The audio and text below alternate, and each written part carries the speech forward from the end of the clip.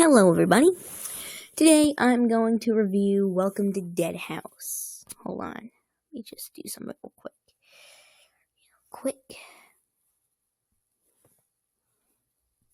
I'm going to put a little image there so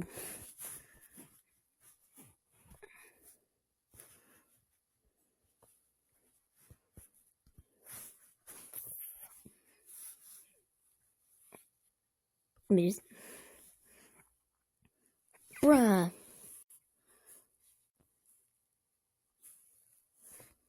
How did that happen? Anyway, whatever.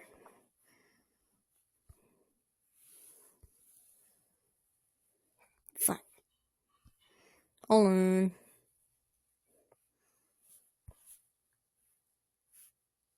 Alright, so first off,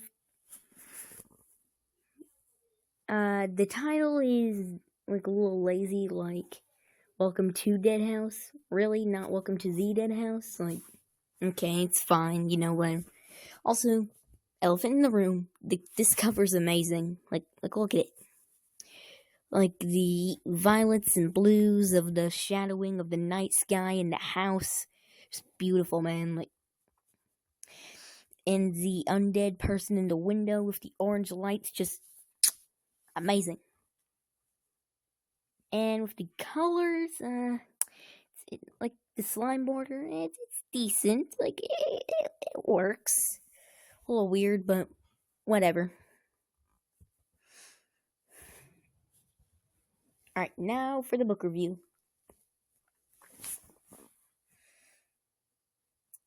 Oh, wait, hold on, one more thing. The tagline, it will just kill you.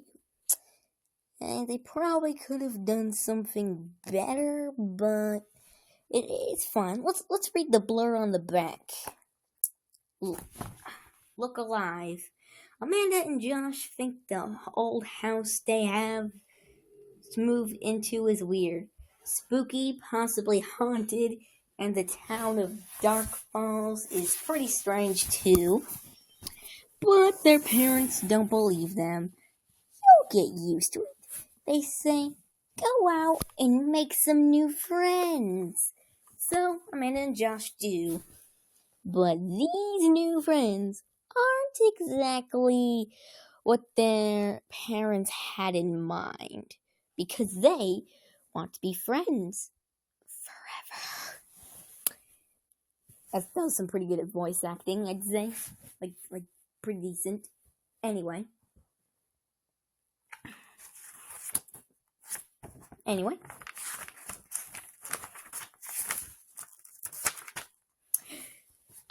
Amanda and Josh move into their new house.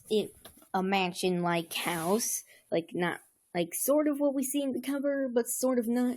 It described it more as the Brandon Dorman one, but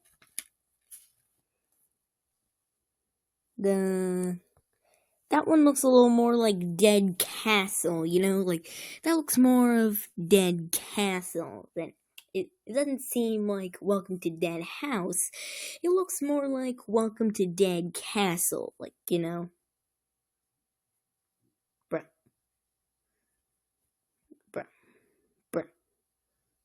Okay. Anyway, they moved in the middle of July. Most of them don't like moving into the place, and Dad moved because it was an excuse to get away from his old job. And, well, first off, they're moving into it's in the 1990s, and, based on getting away from an office job to a book writing job, which he's unsuccessful, and trying to make money off selling the old house, which they're not successful in that either. So they're probably not gonna make it financially, realistically, if they're doing it like that. Now combined the fact that they're moving into a haunted house, I might have to remove that world's greatest cup. World's greatest dad cup, sir.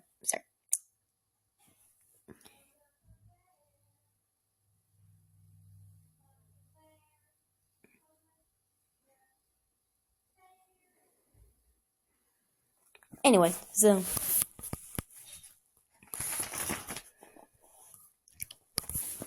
anyway, they meet Mr. Dawes at the house, and Petey starts barking.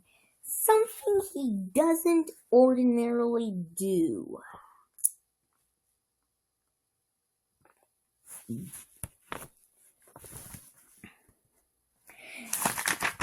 Anyway, why Josh and Petey run away, and hold on real quick. I'm gonna read the end of chapter 2 real quick. Dodging through the tombstones, he would run in one direction, then cut to the side. Then head in the other direction. Why is he doing that? I took another few steps, then stopped. Gripped with fear, I suddenly realized why Josh was darting and ducking like that, running so wildly through the tombstones. He was being chased. Something or someone was after him. Da-da-dum. And this is the beginning of chapter 3. Then, as I took a few reluctant steps towards Josh, watching him bend low and change directions, his arms outstretched as he ran, I realized I had it completely backward. Josh wasn't being chased. Josh was chasing. He was chasing after Petey. I detected this thing as early chapter fake-outs.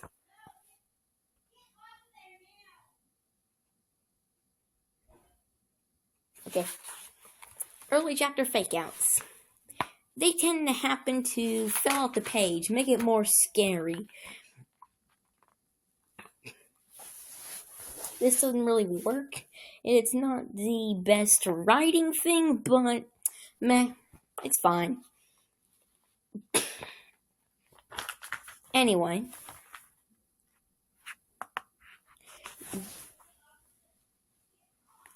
they get back and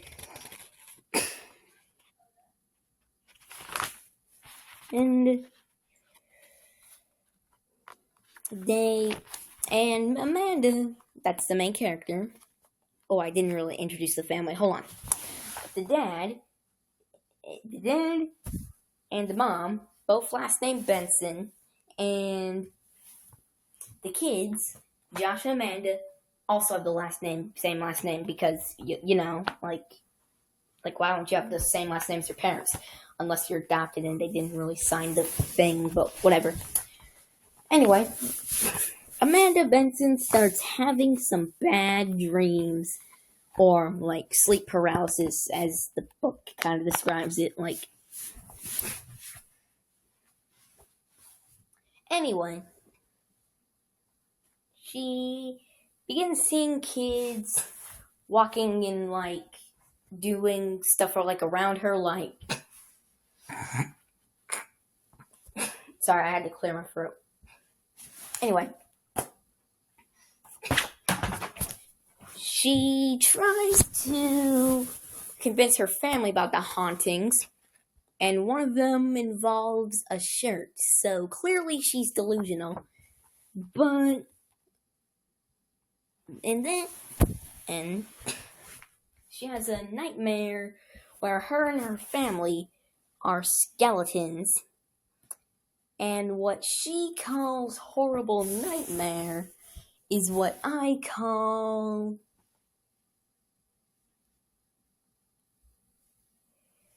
the Say Cheese and Die cover, the original one. And I I guess the new one.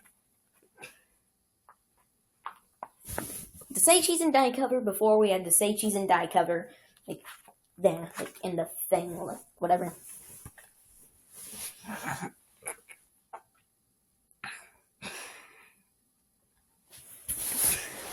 Anyway, I'm just searching for the book. Anyway, with all the hauntings she's experiencing, she sort of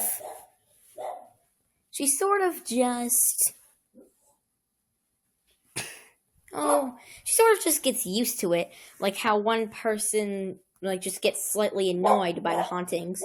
That's kind of an amazing concept for a haunted house story. Like, they get haunted so much that they kind of just get used to it.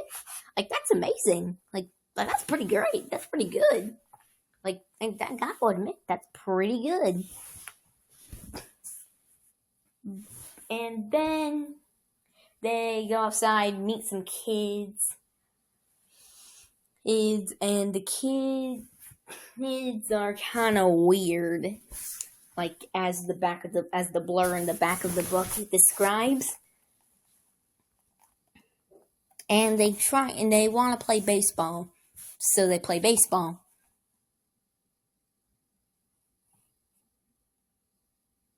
And then Petey decides to run away because he doesn't like baseball, apparently.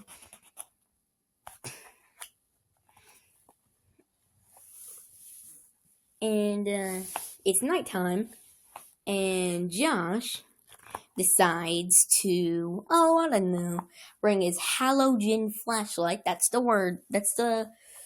is the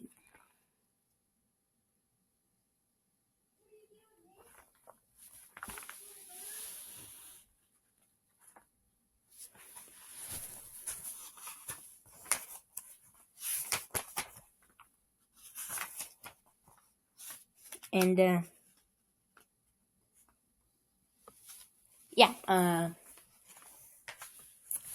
he brings out a halogen flashlight, and God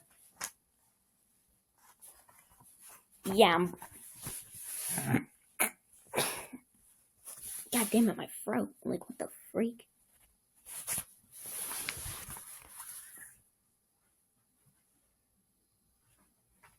Alright, that's better. So then, they go out into the graveyard with the halogen flashlight. And then, Ray shows up, saying, like, hey guys, let's not do this. And Amanda and Josh are like, F you. Like, screw you, Ray. We're gonna investigate this graveyard like it's nobody's business. How about that? And Ray was like, okay, well, you're probably gonna die, silly.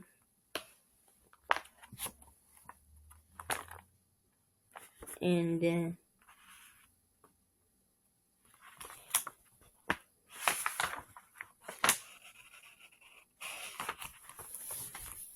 it's revealed that the entire town is dead. And when I mean dead, they're like ghost, zombie, vampire things. Anyway, Ray gets all supernatural and tries to murk Amanda for her blood because they need her blood. They need their blood to live for some reason. Like they're zombies with vampire rules and ghost abilities. This is some really confusing undead people. Like, what the freak? And suddenly, Josh walks in and is like, hey, what's up?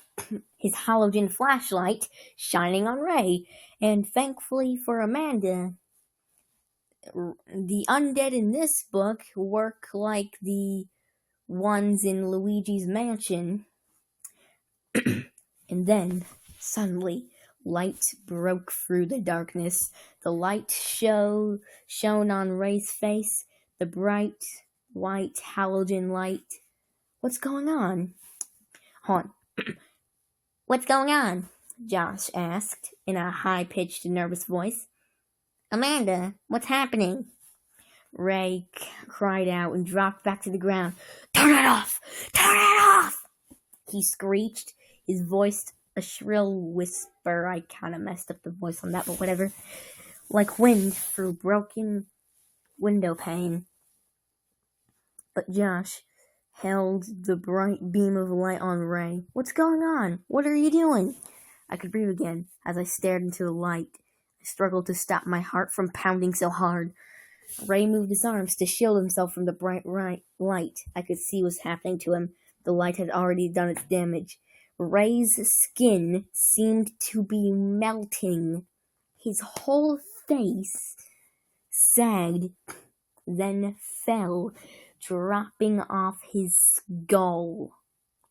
I stared into the circle of white light, unable to look away, as Ray's skin folded and drooped and melted away as the bone underneath was revealed. His eyeballs rolled out of their sockets and fell silently to the ground. I just said I was doing my video.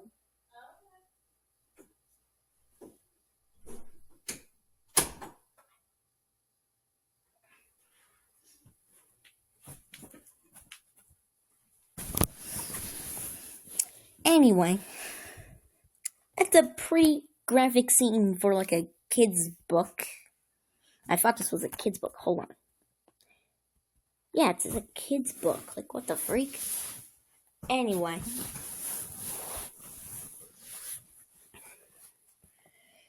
They run away with Ray. Hold on. With Ray turned to soupies. They run away. Mr. Dawes saves them. Superman. Okay, whatever. He saves them, and it's revealed that he is undead. Who could have guessed it?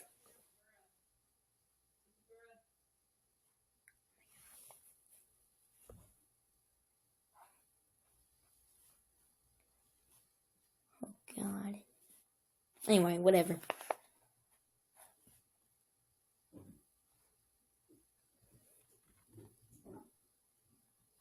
Anyway.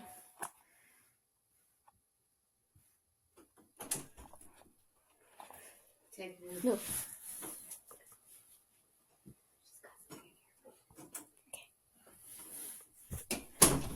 Anyway, so,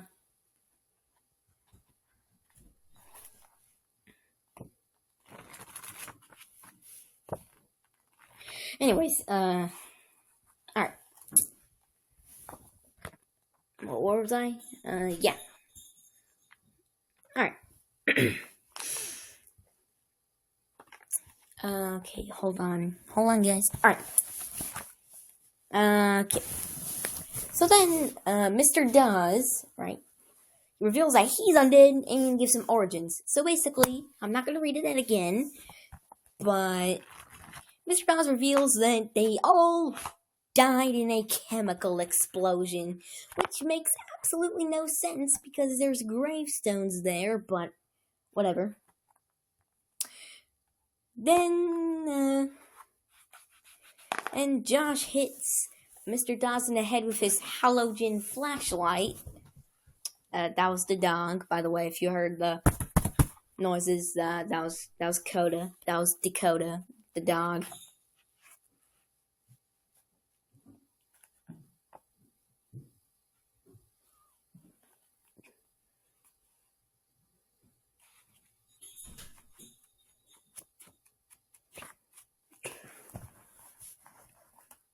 Anyway,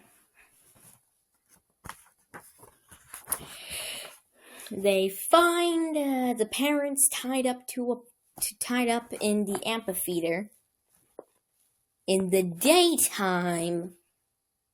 What? Oh, why, yes. why the undead of Dark Falls decided to have their meeting in the daytime in the amphitheater. The only thing really keeping them from burning alive is the tree covering the amphitheater. And even then, it's partially unrooted, and two kids can manage to push it down and turn everyone into soup. And the kids are all like, "Thank you for ending our torment." And I say, "You were in torment? If so, then why didn't you just walk into the sun and end the torment like years ago? Like if you were really in torment, then you could just like walk outside and you'd be done. You're literally destroyed by light. Like, it makes no sense."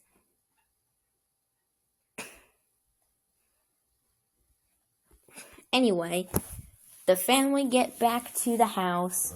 They intend to leave, and then another family arrives to the house, and then they see Amanda. They ask, "Who are you?" And Amanda says, "I used to live in that house." That's it. And then they drive away, and they see Mr. Dawes appear, and they